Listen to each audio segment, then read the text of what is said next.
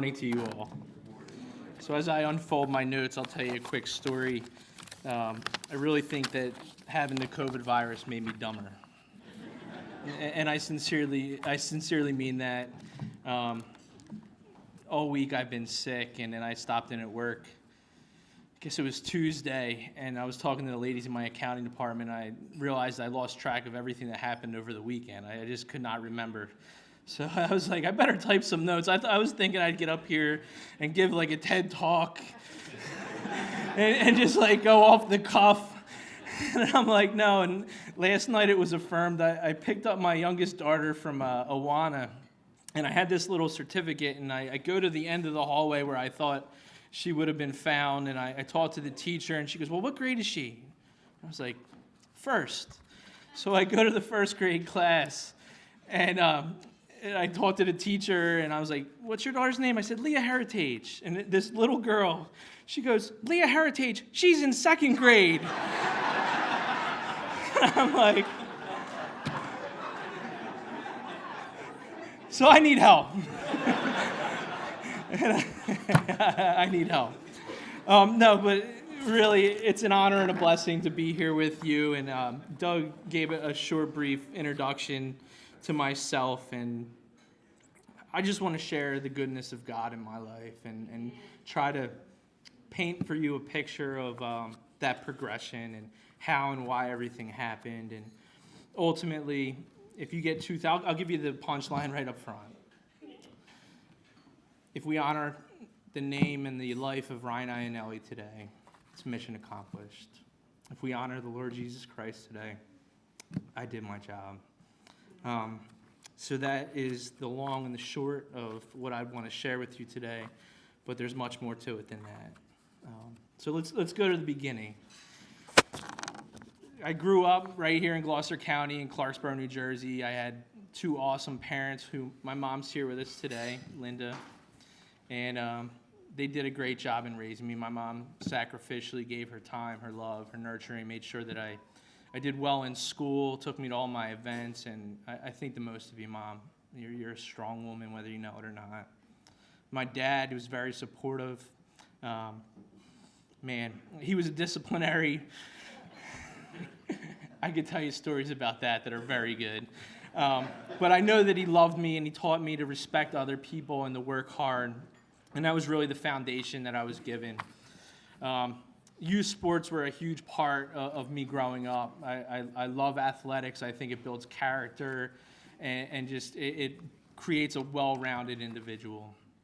And that was so much a part of me growing up. Thankful to my dad. He never, ever missed a football game. I played football at Kingsway, which you'll hear about. He was that guy that there could be 500 guys and people in the stands, and you could turn around and be like, there he is. He would have a Carhartt, like a red flannel or hoodie, and then a green John Deere hat. And everybody would be like, yo, your dad's here. He didn't miss. And he also contributed to make me the person that I am today. Got good grades through school. When I got to high school, though, I kind of faltered. I got good grades, but I really thought that you only went to high school for two things. You socialized and you played sports. That was it. And I primarily played football and baseball. Football I loved. Baseball was just pure fun. Found myself starting football my junior year, which was kind of like you showed up to double sessions and then somebody's like, yo, man, you're going to start. It's like, what? It's like, yeah, you're going to start this year. So as the year progressed, we had a good junior year. And then that year, and this was not in my bio, which I'll share with you now, I was the Kingsway Football 1997 co-recipient of the Bird Dog Award. Now, if you do not know do you know what the Bird Dog Award is? You did? Okay. Oh, I'm messing stuff up. If you do not know what the Bird Dog Award is, it was given to a member of the practice squad that gave the starters the best look. All right? So every now and then you would run the plays that the other team would run. And every now and then you'd rip a trap and you'd take it to the house. And then they would say, all right, line up and do it again. And then you got smoked. The other team, they'd run a screenplay, and you had to give them a good look, and you'd get smoked. So in that, I'm the proud recipient of that award. I got my teeth kicked in and day out, and that is one award that I'm very proud of. But here's where my life really, where things really started to happen. In life, there's events. Events take place, and they're like monumental in the sense that they teach you things, right? Like something changes in you. You have a revelation. You realize something. Like one of mine is that I was a lousy store manager, and I need to hold people accountable. Like, it's not going to get any better. You get married. It's no longer me. It's we. You have children. It's about them, right? You're responsible for this little child. Or you become president of a company, and all of a sudden it's, wow, I have 500 people that I'm responsible for and for their families and their livelihoods, and the brevity takes over. Going into my senior year, anticipating a great year of football, go to training camp, and that's all I wanted. I just wanted to play my senior year of football. I had no future plans at all. I think I just took the SATs in August. Didn't know where I was going to school, didn't know anything. I just wanted to play football. I absolutely loved it, but in double sessions, we would do this thing called square drill, and you'd go head-to-head with somebody. I was going against my best friend, and he buried me, and I dislocated my shoulder. And what I didn't know at the time was that I would never play again. So you find yourself, I'm going to just paint this for you. You find yourself at a doctor, and the PA comes in, and there's an MRI on the wall. And you're kind of listening, but you're not really listening. And then the doctor comes in, and right away, hey, how are you? I say to him, listen, real arrogantly, I said, you're going to give me cortisone shots. I said, I'm going to wear a shoulder harness. And I said, and you're going to write a note to clear me, right? He's like, calm down. He's like, lay on the table. So he grabs my arm, and he ever so gently tells me to lay back. Then he pops the shoulder out. Just right there on the table, just pops it out. And he's like, you're not playing. He's like, if you continue to play, you'll lose total function of your arm. I tried to fight him. My dad bear hugged me and drugged me out of there. And then I broke down and I cried. And my life lesson there, the first time, was that you're not in control of your life. That there's something greater and higher than you. And all the positive thinking, all the will, all the effort that you could put into anything you want, that there are circumstances that you just are not in control of. I would soon forget that. But that was a moment in time. It was a bookmark, a pin that I would recall later in life, and just changed. After that, I don't want to say I became an alcoholic. I abused drugs and alcohol. It depends on how many times a week. But from that point forward, I began to use drugs and alcohol. I didn't have a plan. I ended up, I went to Rutgers Camden because it was the only school I applied to and was accepted to. That was the long and the short. Now, the second thing in my bio that you were not aware of is that I hold 3 honorary degrees. One from East Carolina, one from Widener, and one from Rowan University. And they simply awarded it to me because I spend more time on their campus than on Rutgers Camden's campus. You're looking at a man that went to college for 7.5 years, and nobody calls me doctor. Nobody.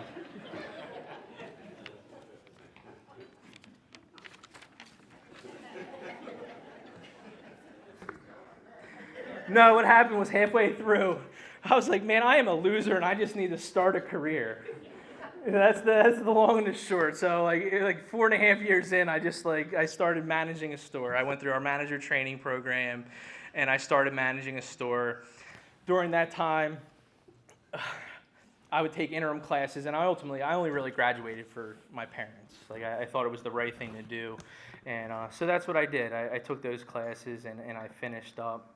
But I would manage a store for almost 5 years. To this day, it was my favorite job that I ever had. That, you know, it was this own little environment that you could control, and you could impact those specific individuals, and you really reaped the benefits and saw the rewards of your work. And, you know, every time I took a step forward, it was like you got further removed from what was really going on. But yeah, I really respect our store managers and in that position as a whole. It definitely helped shape me for my professional career. In 2008, during the financial crisis, I became a district supervisor. 2009, my wife, Laura, married me. It was the second greatest deception ever pulled. She did not eat the fruit, but she said yes. And then in 2010, a lot of things changed. It was January 2010. My dad suffered a massive stroke. Just to put it short, we're very fortunate just to have him, you know, and you really become thankful for, man, just his presence is a blessing, right? He might not have the faculties or the mental acuity, and he's pretty sharp. Let me tell you, like, he would do this thing, it was like a card in soccer. Like, something would happen, and it'd be stroke card. He would pull the stroke card out as an excuse for whatever was going to happen or he would do. But this caused him to step away from the family business. He really had to, you know, just step away and take care of himself, and he was out of the game for a while. Now I'm going to get into the meat of my professional journey. In my office, I have a cartoon, and it says Jones and Sons. And there's a woman walking away from Jones and Sons with a box with all her stuff in it. And it just says, "They treated me like family, so I quit." That's a family business. All right? In and of itself, that's it. But early in my career, my dad had made me a promise. And he promised me this. He said, "Son," he said, "I only promise you an opportunity. I don't promise you a position. I don't promise you a pay. I don't promise you notoriety." He said, "What I will promise you is opportunity." And I respect him for that. And I sought to just grab it for all that it was worth, take him at his word, and that it would be made good. I needed to work hard. I needed to learn, grow, achieve successes, build relationships, and earn the respect of my peers. I was grateful for the promise, and I fully embraced it. Now, conversely, frictions, animosities, and conflicts with others were a regular occurrence. One individual held two positions simultaneously in the business, something I would have to do later, which I learned you couldn't do either one well at the same time. And I didn't believe that we were heading in the right direction. We didn't have a firm grasp on profitability, and we were trying to achieve success, what was deemed success at the time, through compliance. Just law, right? We'll achieve what we need to do by just telling people what they need to do instead of nurturing them, instead of training them, bringing them along. It's just a totally different mindset. It got so bad at one juncture. I would still talk to my dad. He would come into work every now and then, but really wasn't involved. But the frictions and the conflicts were so bad that my dad flat out, he came to me and he said, "Listen," he goes, "you're the problem here." He goes, and if it doesn't stop, I'm going to sell this place because I don't know what else to do. And that hurts. It's kind of sobering, and you do some self-reflection, and the reality is that, yeah, you're part of it, but you're not all of it, right? He was going to sell it, he said. Whether it was a threat, whether he was serious, whether it was a scare tactic, I can't tell you that. But I know this, from my perspective, I was standing firm in what I believed, and I was being boxed out from future advancement. I no longer had an advocate in my dad, and the fulfillment of his promise, which was to have an opportunity in a family business, was being denied. I had worked very hard, achieved varying degrees of success. Success is such a funny thing, right? At any point in time when I held a position, I never felt like I arrived. Like there's two people here today, Paula, Michelle. Paula was always a better manager than me. Michelle's our operations manager. She's a better operations manager than I ever was. But there were successes. Always room to grow. Needless to say, I did not see a viable path forward. What I believed to be my purpose and hope of a future seemed impossible. And this is where things get really sideways, right? I allowed my mind to enter into a dark place. I was being self-consumed with negative thoughts, bitterness, and self-pity. I had become despondent and depressed, denying myself the ability to acknowledge even what was good in life. We become what we think. It's so true. If we entertain things, the war that we fight takes place in our minds, and we become our thoughts. Have you ever met a negative person that everything could be negative? Right? Like nothing could be. Little baby. I love nothing more than to come home from work, sit in a reclining chair, and just look at her. But it was about me. As I look back on my life, whether it was in high school or even then, how shallow was I? Lack of purpose, but I felt empty and stuck. And truth be told, the proper diagnosis for what was going on with me was an eye infection. It was me, my, and I.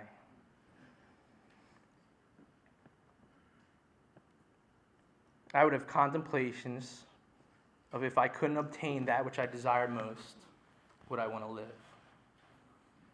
I'm not telling you that I sat through and this is how I would do it. But it was very real that maybe I wouldn't want to live anymore. Then in October of 2011, everything changed. I received a call from my buddy Gary, and he said, "Hey, did you get the news? Ryan Agnelli died. He was serving in the Marine Corps, and his chopper went down in Afghanistan." I said, "No, I didn't know." He said, "The funeral's in a couple of days. Will you go?" I said, "Yeah, I'll definitely go."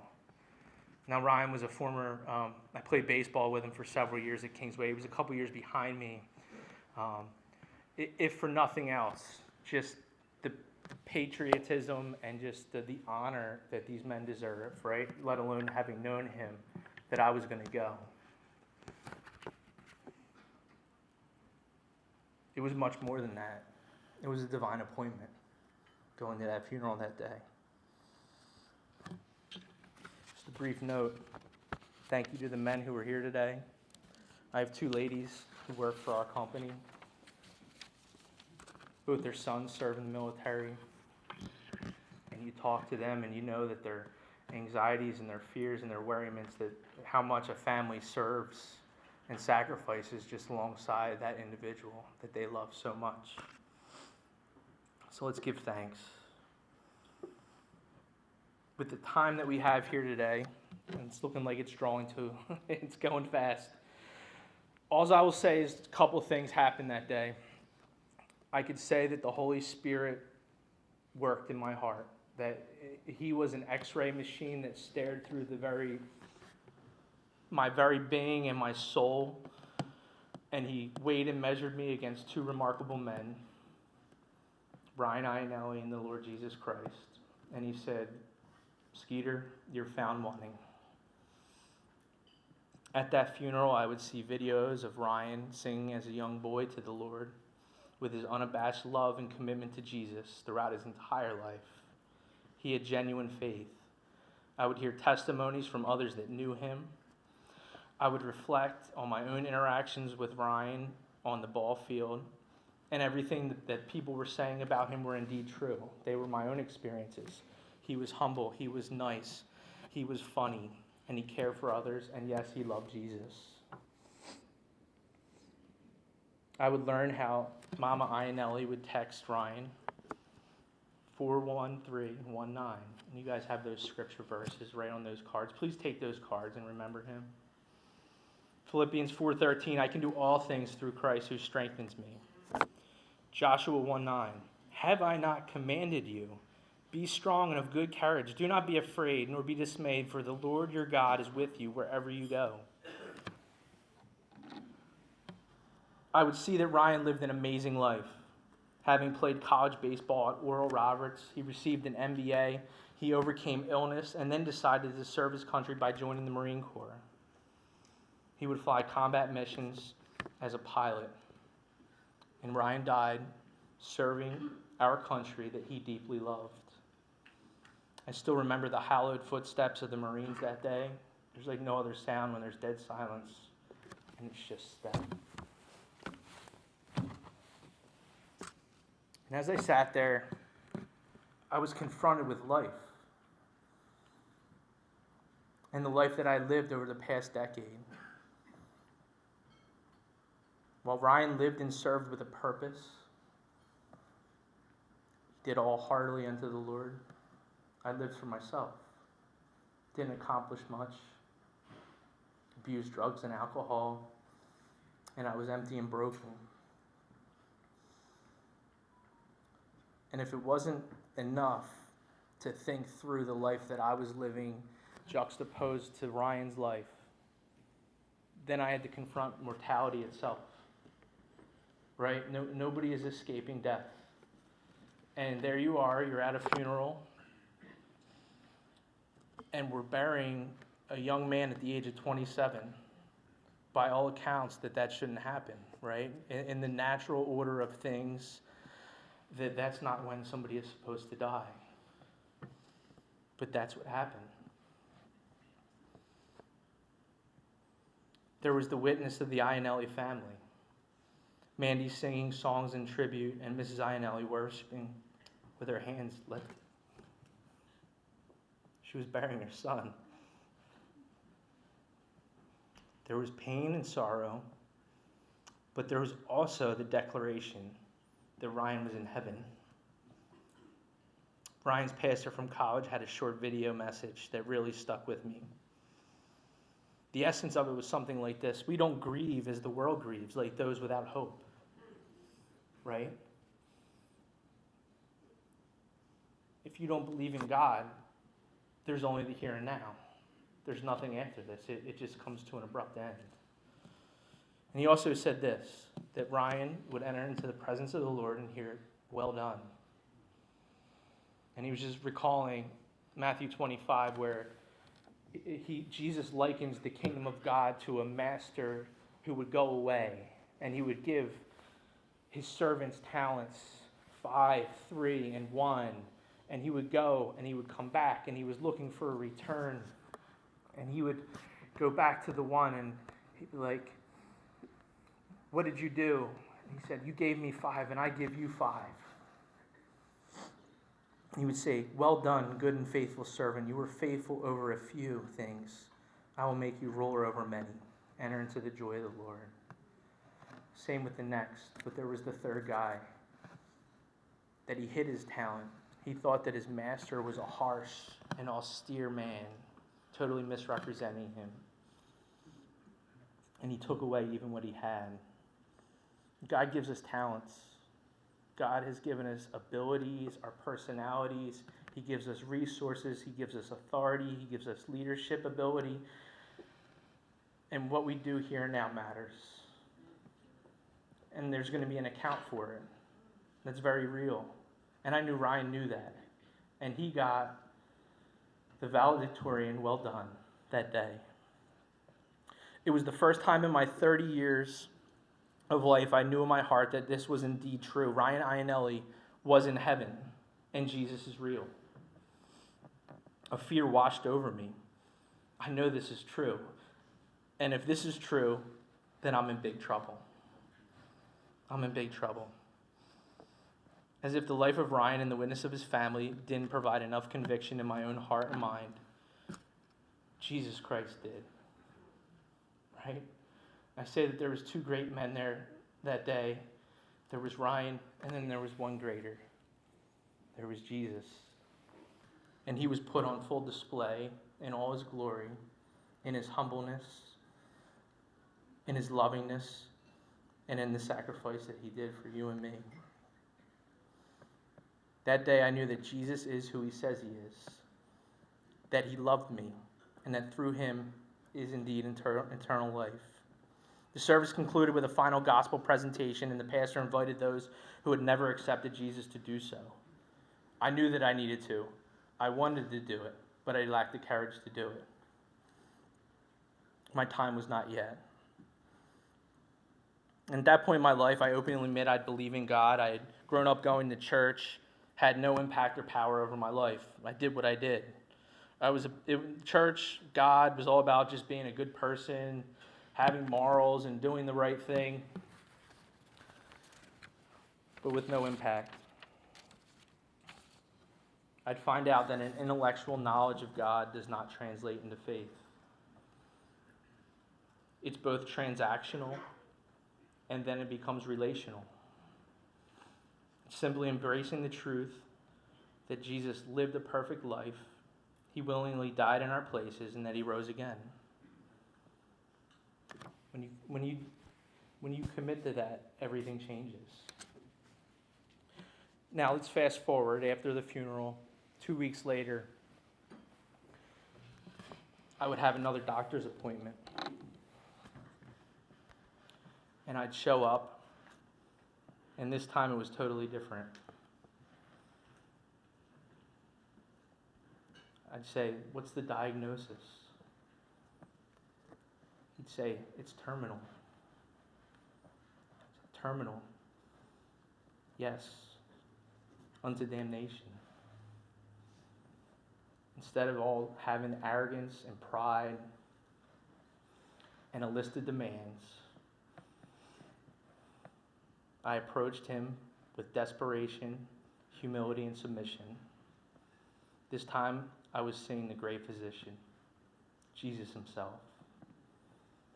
And he was gentle, and he was kind, and he was lowly. But he too broke me. Gently grabbed me, and he said, "Lean back." And he popped something out of joint that would never go back. Just like Jacob walked with a limp, he would do what he does best. The reality was I was running my bird dog Izzy back at my dad's, and I found myself contemplating life again, living, still depressed and despondent. I'd recall everything from Ryan's funeral, and I simply dropped to my knees, and I said something to the effect of, "Jesus, I believe you're real, and I need you to be really real. Please forgive me and save me." My heart burned in my chest, and I sat there and I wept for I don't know how long, but my life would never be the same again. It would never be the same. And now I had a solid future and a purpose. This hymn sums it up very well. It says, "Because he lives, I can face tomorrow. Because he lives, all fear is gone. Because I know he holds the future, and life is worth the living just because he lives." And don't misunderstand what I'm trying to tell you today. And it's this, that God loves us so much. He made me. He looked upon me with pity. He loved me enough to deny me that which I desired most. He loved me so much that he would allow difficulty, conflict, and despair to enter into my life. He loved me enough to bring me to a place of brokenness and submission. He loved me so much that he died instead of me. He knew exactly what needed to be done and to make this happen. I love that he's the hound of heaven. He sniffed me out. He pointed me out. He flushed me out. He recklessly pursued me. And then he retrieved me. If you ever saw a bird dog work, it's awesome, man. He's the hound of heaven, and he wants you too. God has a plan and a purpose for each one of our lives. He's first and foremost concerned with the saving of our soul. We have all this stuff that's important to us, right? But God's primarily concerned with us. And then after that, it's about the person that he wants us to become. And it's that second part that I also want to give thanks to him for. Because there's no leadership training that you could go through. There's nobody could give you what I received through all this. Through all my experiences, if I was going to be a leader, and even more, the leader that he wanted me to be, he had to put me in the fire, and he had to refine me. And then he had to hammer away selfishness, pride, right? Humility, compassion. You're short with people. And it's just over and over and over again that he goes to work, taking away what needs to go and strengthening what is necessary. And he continues to do it to this day. I view it a privilege to be the president of Heritage's Dairy Stores. I love you guys. I love our company. I love the people. Doug already mentioned our core principle is that people are the most important part of our business, and it's through serving others that we'll achieve success. It's my heart's desire that can continue to the 5th generation, that my children, my nieces, my nephews, my brother, that would continue. But today I just came to declare a better heritage. There's a better heritage. Heritage could be rendered an inheritance or a legacy. Because of Brian Ionelli, the life that he lived and died, and the Lord Jesus Christ, I now enjoy a heritage of faith, one that will have eternal consequences and that will last forever. It can't go bankrupt. It can't be taken from you. Nothing can be done. And that's what it was. It was a faith in Jesus Christ. I'm eternally grateful for Ryan. To Ken and Donna, thank you. I'm closing with one final thought, and I know I'm short. If nothing that I said today resonates with you, know that you can trust God at his word. I talked about promises that are withheld, promises that are not kept. The word says that God is not a man that he should lie. He says that all promises of God in him are yes and amen. He says that his word, heaven and earth will pass away, but his word will endure forever. That is the one thing that will outlast everything, is his word. He makes promises of invitation. He says, "Come to me, all you who labor and are heavy laden, I will give you rest." He promises rest. He promises acceptance.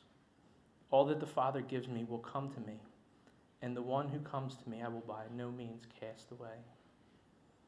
You don't show up one day broken and he says, "Psh, I know what you did. I saw you all those years." No, it's not like that at all. He promises salvation. Whoever calls on the name of the Lord shall be saved. He promises loyalty. And the Lord, he is the one who goes before you. He will be with you. He will not leave you nor forsake you. Do not fear nor be dismayed. Lastly, he promises completion. Being confident in this very thing, that he who has begun a good work in you will complete it until the day of Jesus. He's going to complete it. This is really the final thought. What is your most precious possession? And who's holding it? The Apostle Paul was sentenced to death and he was awaiting to be beheaded. And he would write his young prodigy Timothy this. He said, "For I know whom I believe, and I'm persuaded that he's able to keep what I've committed to him until that day." and He'll do it.